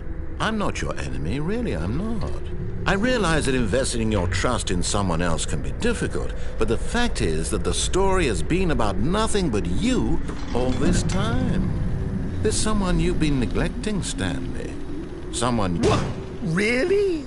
I was in the middle of something. Do you have zero consideration for others? Are you that convinced that I want something bad to happen to you? Why, I don't know how to convince you of this, but I really do want to help you, to show you something beautiful. Look, let me prove it. Let me prove that I'm on your side. And there it is. The last Stiggly Wiggly. Savor this moment, Stanley. This is a real accomplishment. This is doing something just for the sake of doing it. Where so many people expect to be rewarded for the most trivial achievements, you've insisted that a job well done is its own reward. I would tell you that I'm proud of you for collecting them all, but that would be like a reward, and we can't have that. So, instead I'll just say, it's done. We're all done here, and now we can go to whatever the hell you were doing before you hunted for figurines.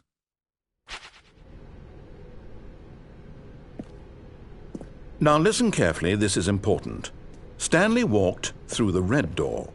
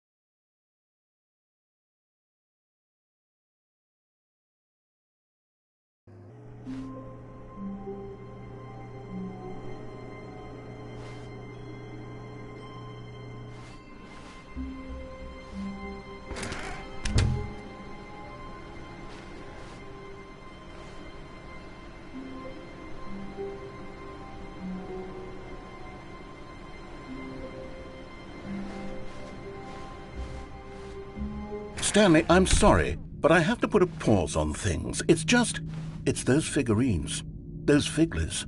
I haven't stopped thinking about them since you nabbed every last one. Wasn't it just the most intrinsically fulfilling moment of your entire life? Didn't it fill you to the brim with inner richness? Yes, I know we're supposed to be telling a story, but won't you please indulge me with one more trip back to the memory zone? I would love nothing more than to revisit the figurines. Just one more time.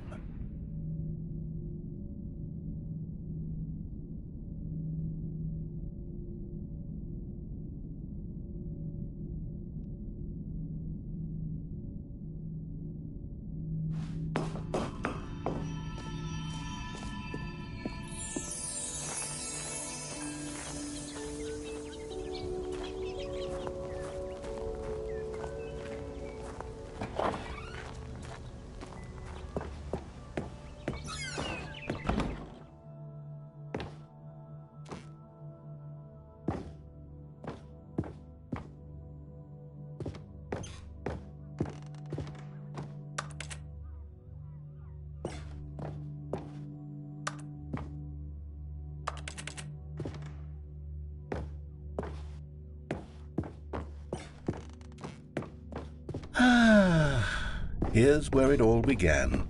The first collectible. Back then, we had no idea of how many of them we'd find. Sure, it said 6 right there on the screen, but how could we know for certain? We were so innocent. We'll never be like that again, Stanley.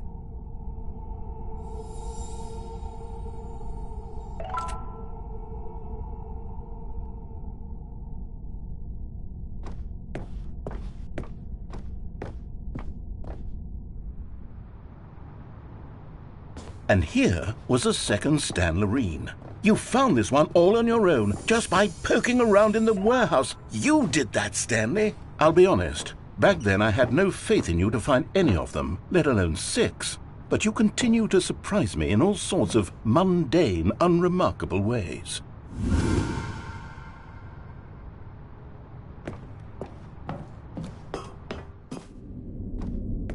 Okay, let's do a little quiz. Which of these rooms was the room you found your third mini Stan? Can you remember?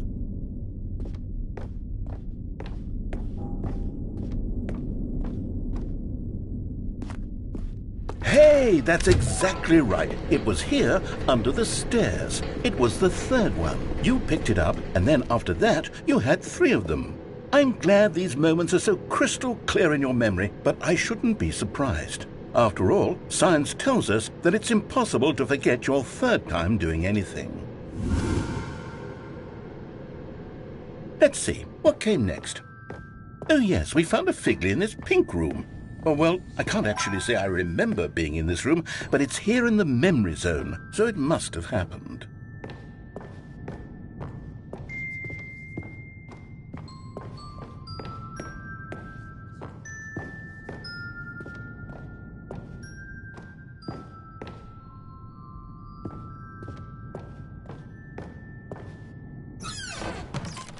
This was the 5th mini Stan, and this one was really something special. It was in the boss's bathroom. I remember it so clearly. In fact, because this one is particularly special to me, I made a little video to commemorate the occasion. Enjoy.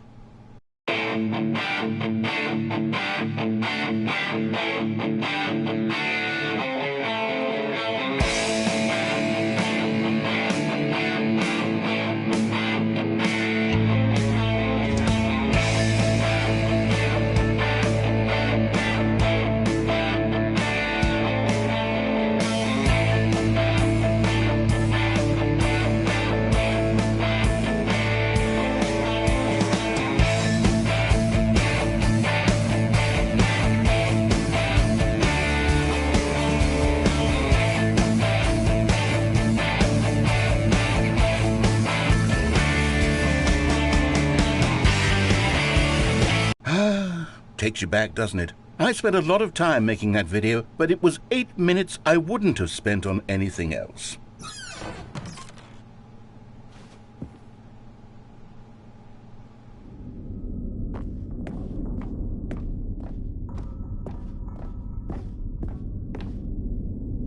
And then, Stanley, then we came to the last collectible, the final figurine, right here by the red and blue doors. This memory is the most distinct and clear in my mind, perhaps because it was the one that happened more recently than all the others. Who can truly say how the mind works? All I know is that this is the moment where you picked up a figly and I thought to myself, yes, that's all of them. They're all collected. It was a moment unlike any other, except for the other moments picking up figurines, which it was exactly like.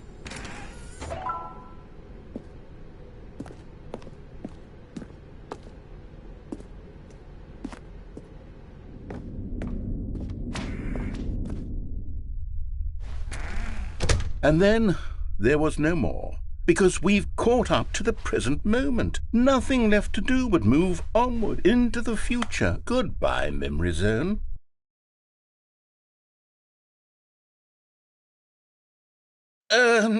No, I'm not done. I'm not ready to move on. Stop the loading screen. Isn't there some way we can stay here, keep enjoying these figurines? Let's just go backwards. We'll do the memory zone again from the opposite direction. See how that feels.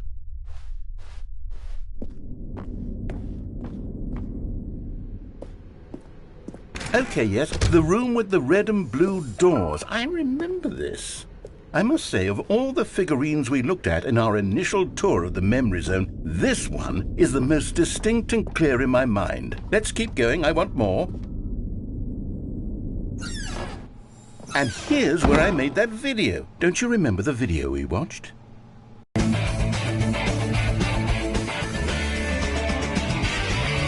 Yes, I love that video.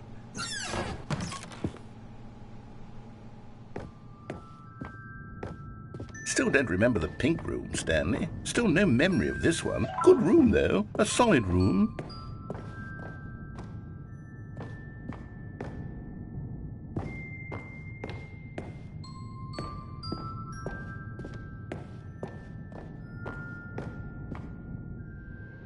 These really were a treat to hunt down. You know, if there had been any kind of reward for finding all of these, it really would have muted the intrinsic joy of collecting them. I'm very glad we resisted the temptation. Next one.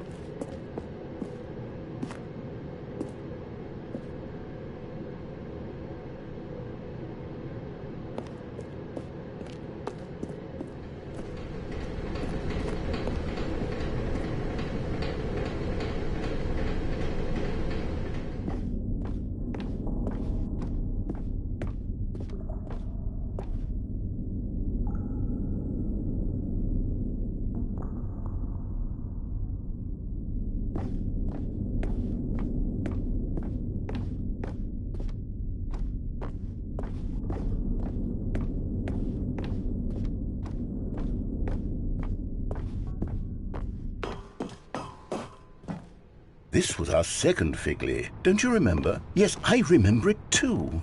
The past is truly a wonderful thing. Why does anyone ever choose to leave it?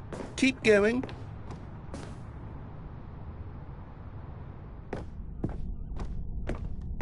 This is it, the very first one we found in the exhibit where I introduced you to the figurines. Oh, I want more memories, Stanley. I want to keep going. What else is there? What came before this?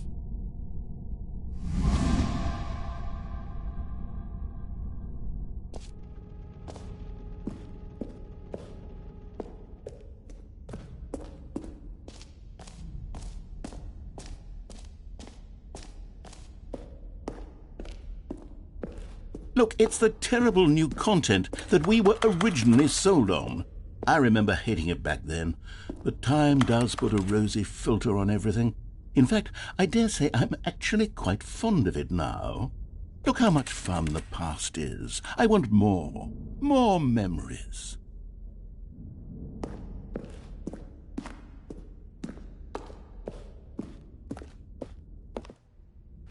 Oh, yes, the two doors. Who could have forgotten that? A classic memory, this one.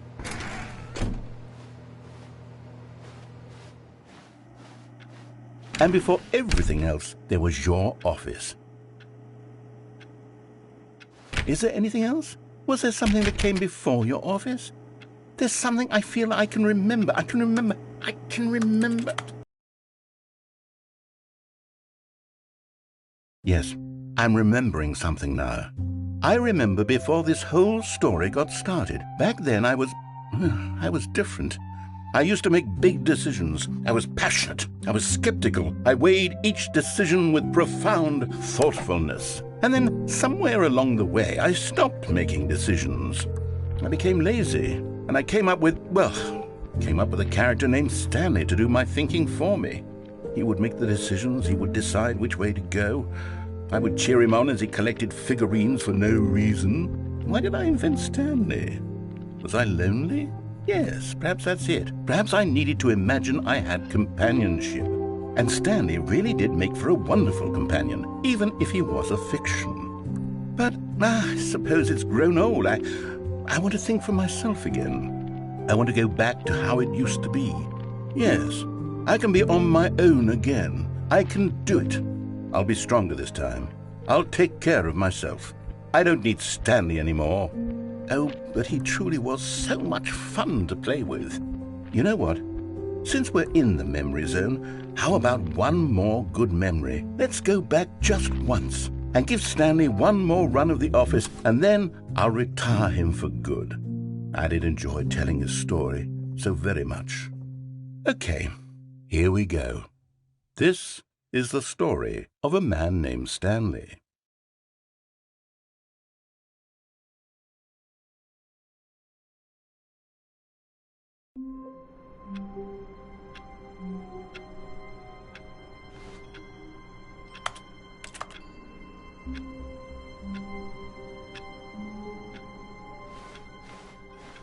All of his co-workers were gone.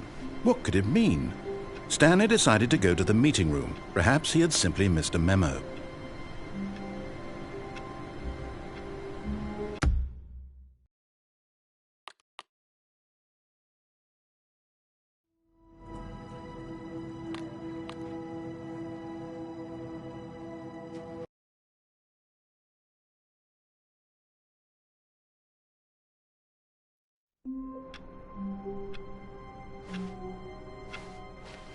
All of his co-workers were gone.